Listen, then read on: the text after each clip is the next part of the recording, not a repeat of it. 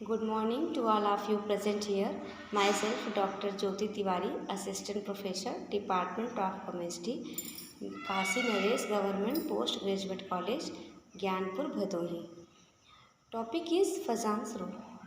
I am telling about what is Fajans rule. Fajan rule predict whether a chemical bond will be more covalent or ionic.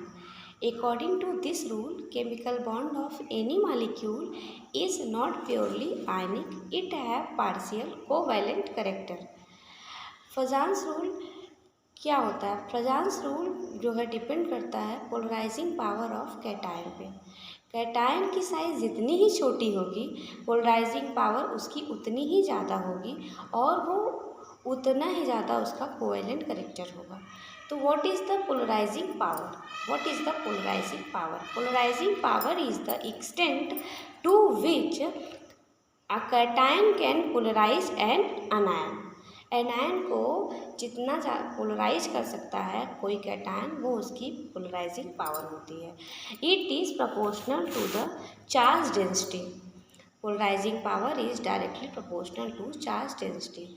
Charge density क्या होती है? Charge density is the charge to the volume.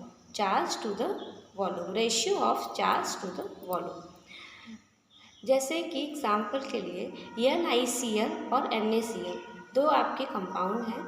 अगर पूछा जाए इसमें which one is more covalent, lithium और sodium, chloride is common ion, lithium and sodium, lithium plus और sodium plus.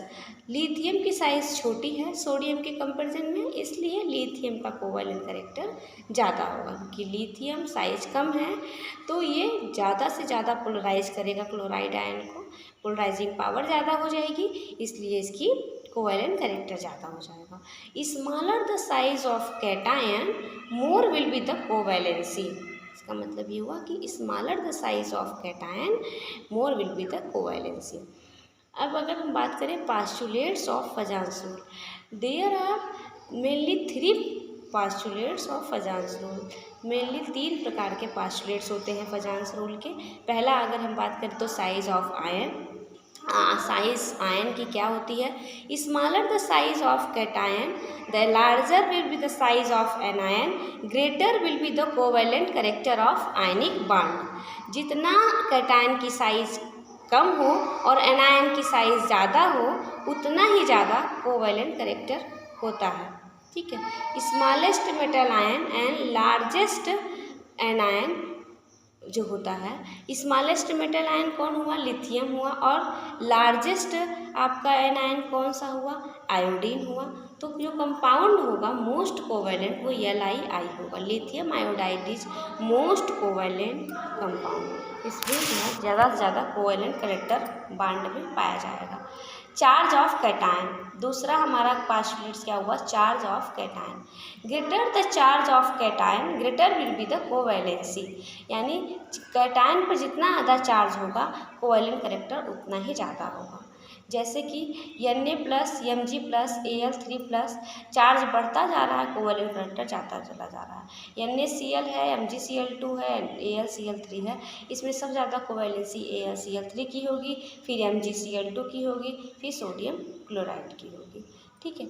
और जैसे अगर हम बात करें कि size is depend on the covalency, कैसे?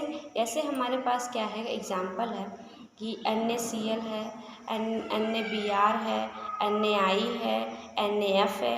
तो सोडियम के ही सारे कंपाउंड हैं और सबके साथ फ्लोरीन, क्लोरीन, ब्रोमीन, आयोडीन है।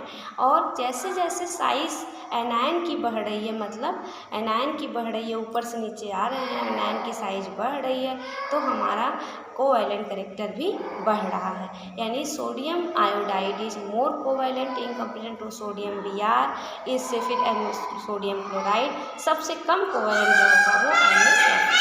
तो जो सबसे कम कोवैलेंट हुआ उसका को जो है आयनिक कैरेक्टर ज़्यादा हुआ, कोवैलेंट कैरेक्टर कम हुआ। अब third one is the postulates है इलेक्ट्रॉनिक कॉन्फ़िगरेशन पर डिपेंड करता है।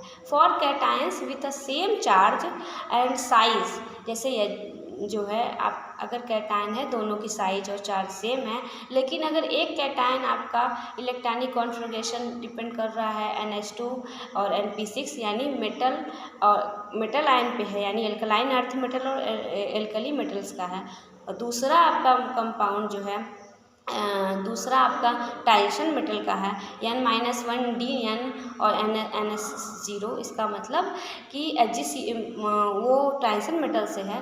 तो दोनों में अगर कंपैरिजन किया जाए कौन मोर कोवैलेंट होगा, तो टाइसन मेटल वाला जो कंपाउंड होगा वो मोर कोवैलेंट होगा इन कंपैरिजन टू आपके फर्स्ट ए और सेकेंड ए ग्रुप के जो एलिमेंट होंगे मेटल के।